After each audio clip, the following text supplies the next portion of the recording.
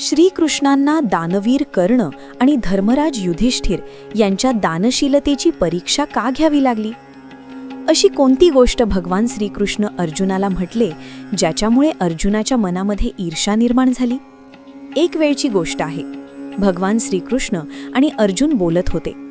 भगवान श्रीकृष्ण अर्जुनाला दानवराज राजा बलीच्या दानवीरतेची कहाणी ऐकवत होते की कसे राजा बलीने भगवान वामन यांना 3 पावले भूमी दान केली होती. तेव्हा अर्जुन विचारतात, हे माधव, आजच्या जगामध्ये सुद्धा असा दानवीर आहे का? तेव्हा भगवान श्रीकृष्णांनी सांगितले, आज पूर्ण जगामध्ये कर्ण सगळ्यात मोठा महान दानवीर आहे, ज्याने आजपर्यंत कोणताही याचक रिकाम्या हाताने पाठवला नाही. भगवान श्रीकृष्णांच्या तोंडून अशा प्रकारे कर्णाची महानता ऐकून अर्जुनाला खूप ईर्ष्या झाली. अर्जुन भगवान श्रीकृष्णांना म्हणतात, हे कृष्णा, भ्राता युधिष्ठिरने सुद्धा आजपर्यंत कोणत्याही याचकाला रिकाम्या हाताने पाठवले नाही. दररोज ते प्रत्येक याचकाला अन्नधान्य आणि धनाने परिपूर्ण करतात. एवढेच नाही तर त्यांच्याजवळ एवढे धन आहे की त्यांनी पूर्ण आयुष्य दान केले तरी कधीही संपणार नाही. त्यांच्या संपत्तीसमोर तर कर्णाची संपत्ती काहीही नाही. तरीही दानवीरतेची गोष्ट आली तर तुम्ही फक्त कर्णाचे नाव का घेता?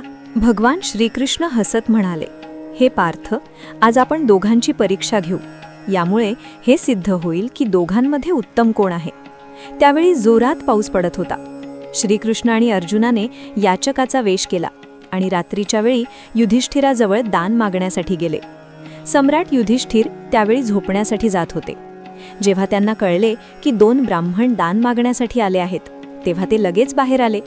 ब्राह्मण रूपी श्रीकृष्ण आणि अर्जुनाचे अभिवादन केले आणि त्यांना विचारले की त्यांना दानामध्ये काय पाहिजे. तेव्हा भगवान श्रीकृष्णांनी म्हटले की आम्हाला 1 मन वाळलेले चंदनाचे लाकूड पाहिजे. युधिष्ठिरने लगेच त्यांच्या सेवकांना सांगितले की यज्ञशाळेतून 1 मन चंदनाचे लाकूड घेऊन या. तेव्हा भगवान श्रीकृष्ण म्हणाले की आम्ही अशुद्ध लाकूड घेत नाही, कारण ते आधीच यज्ञासाठी कापले गेले आहे. युधिष्ठिर हैराण झाले आणि म्हणाले, यावेळी तर सगळीकडे पाऊस पडत आहे. अशा वेळी वाळलेले लाकूड मिळणे अशक्य आहे. जर तुम्हाला पाहिजे असेल तर मी तुम्हाला 1 मन चंदनाच्या लाकडाऐवजी 1 मन सुवर्ण मुद्रा देऊ शकतो. यावर भगवान श्रीकृष्ण म्हणाले, आम्हाला सुवर्ण मुद्रा नाही तर वाळलेले चंदनाचे लाकूडच पाहिजे. युधिष्ठिरने हात जोडून म्हटले की हे ब्राह्मण देव, यावेळी तर वाळलेले लाकूड मिळणे अशक्यच आहे. तुम्ही कृपया आज रात्री माझे अतिथी म्हणून राहा. उद्या सकाळी पाऊस थांबल्यावर मी तुम्हाला 20 मन चंदनाचे लाकूड उपलब्ध करून देईल. त्यावर भगवान श्रीकृष्ण म्हणाले, आम्ही सनातन ब्राह्मण आहे. आम्ही कोणाचेही अतिथी म्हणून राहू शकत नाही. आता युधिष्ठिर खूप धर्मसंकटामध्ये पडले. आता करायचं तर काय करायचं? कोणताही उपाय न मिळाल्यामुळे युधिष्ठिरनी त्यांचे पाय पकडले आणि म्हणाले, ह्या स्थितीमध्ये मी दान देण्यासाठी असमर्थ आहे. कृपया तुम्ही मला क्षमा करा. भगवान श्रीकृष्ण आणि अर्जुन तिथून निघून गेले आणि आपले भ्राता युधिष्ठिरला एवढे व्यथित पाहून अर्जुनाचे मन दुःखी झाले. अर्जुनाने भगवान श्रीकृष्णांना विचारले की युधिष्ठिरला इतके अपमानित करणे बरोबर होते का? तेव्हा भगवान श्रीकृष्ण म्हणाले, पार्था, आपण युधिष्ठिरचा अपमान नाही केला, फक्त त्यांच्याकडून दान मागितले होते. तेव्हा अर्जुन म्हणाला, हे माधव, सगळीकडे पाऊस पडत असताना कोणी कसं वाळलेल्या लाकडाचे दान देऊ शकेल? श्रीकृष्ण म्हणाले, हे पार्था, आता चल कर्णाकडे जाऊ. एक मोठी यात्रा केल्यानंतर दोघं अंगदेशात पोहोचले. भगवान श्रीकृष्णांच्या कृपेमुळे तिथे सुद्धा पाऊस पडू लागला.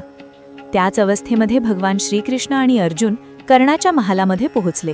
जेव्हा कर्णाला माहिती झालं 2 ब्राह्मण त्यांना भेटण्यासाठी आले आहेत, तेव्हा उशीर न करता कर्ण बाहेर आले. कर्णाने दोघांनाही प्रणाम केला आणि म्हटले, हे ब्राह्मण, हे माझं भाग्य आहे की अशा वातावरणामध्ये तुम्ही मला दान देण्यायोग्य समजले आणि माझा सन्मान वाढवला आहे. कृपया तुम्ही सांगा की तुम्ही कोणत्या वस्तूच्या इच्छेने इथे आले आहात. मी तुम्हाला वचन देतो की तुम्ही जे काही मागताल, जर ते माझ्या अधिकारामध्ये असेल तर मी क्षणाचाही विलंब न करता तुमच्या सेवेमध्ये आणून देईन. कर्णाच्या अशा म्हणण्यावर भगवान श्रीकृष्णांनी कर्णाला सुद्धा तीच वस्तू मागितली जी युधिष्ठिरला मागितली होती. त्याबरोबरच त्यांनी हे सुद्धा सांगितले की ते यज्ञशाळेतील लाकडं घेणार नाहीत. आणि श्रीकृष्णाने हे सुद्धा सांगितले की हे अंगराज, आम्हाला माहीत आहे की अशा पावसामध्ये वाळलेली लाकडं मिळणं कठीण आहे. जर तुम्ही हे दान देऊ शकणार नसाल तर आम्ही इथून निघून जातो. यावर कर्ण म्हणाला, हे ब्राह्मण, देवाच्या कृपेमुळे आजपर्यंत कोणताही ब्राह्मण माझ्या दारात रिकाम्या हाताने गेला नाही, आणि तुम्ही जर अशा प्रकारे दान न घेता निघून गेले तर मला मोठा कलंक लागेल.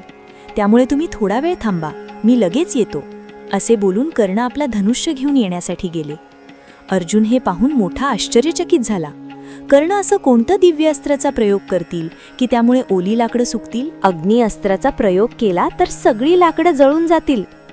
अर्जुनने हे श्रीकृष्णाला पण विचारले.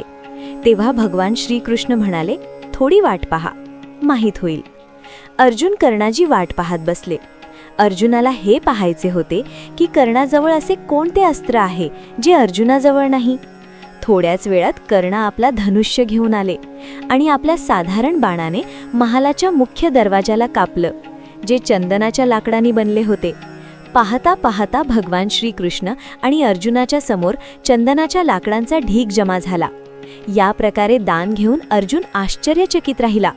तेव्हा भगवान श्रीकृष्ण म्हणाले, हे अंगराज, तू दिलेले लाकडं घ्यायला आम्ही नकार दिला तर तू काय करशील?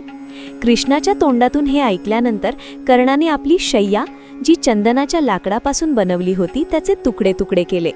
कर्ण म्हणाला की हे ब्राह्मण देव, माझी शय्या माझे दिव्य कवच आणि कुंडलांमुळे कधीही अपवित्र होत नाही, त्यामुळे ते तुमच्या यज्ञाच्या योग्य आहे. भगवान श्रीकृष्ण खुश झाले आणि ते कर्णाला म्हणाले, जर मी या लाकडांना दान घेण्यासाठी नकार दिला तर? तेव्हा कर्णाने दोन्ही हात जोडून म्हटले की हे ब्राह्मण देव, मी देवतांना माझ्या पुण्याच्या बदली तुमच्यासाठी दानाची याचना करेल. श्रीकृष्ण म्हणाले, जर देवतांनी नकार दिला तर? तेव्हा कर्ण म्हणाला, तरीही मी भगवान श्री वासुदेवांना हीच प्रार्थना करेल आणि मला विश्वास आहे की माझी प्रार्थना ते कधीही टाळणार नाहीत. यावर भगवान श्रीकृष्ण म्हणाले, अंगराज, मी कृष्णाला ओळखतो. त्यांना तुझ्या पुण्यामध्ये काहीही रुची नाही. ते नक्कीच तुला तुझे दिव्य अस्त्र मागतील, ज्यामुळे तू अर्जुनचे काहीही अहित करू शकणार नाही. तेव्हा कर्ण म्हणाला की हे ब्राह्मण देव, अर्जुनचा मृत्यू त्यांच्यासाठी दानापेक्षा अधिक महत्त्वाचा नाही. जर वासुदेवांनी माझे पूर्ण अस्त्र जरी मागितले तरी मी ते आनंदाने देईल. हे ब्राह्मण देव, मला माहीत आहे की बिना सामर्थ्याचे अर्जुनाबरोबर युद्ध केल्याने माझा मृत्यू निश्चित आहे. पण जर आज मी तुम्हाला दान देऊ शकलो नाही तर मी माझे प्राण त्यागेल.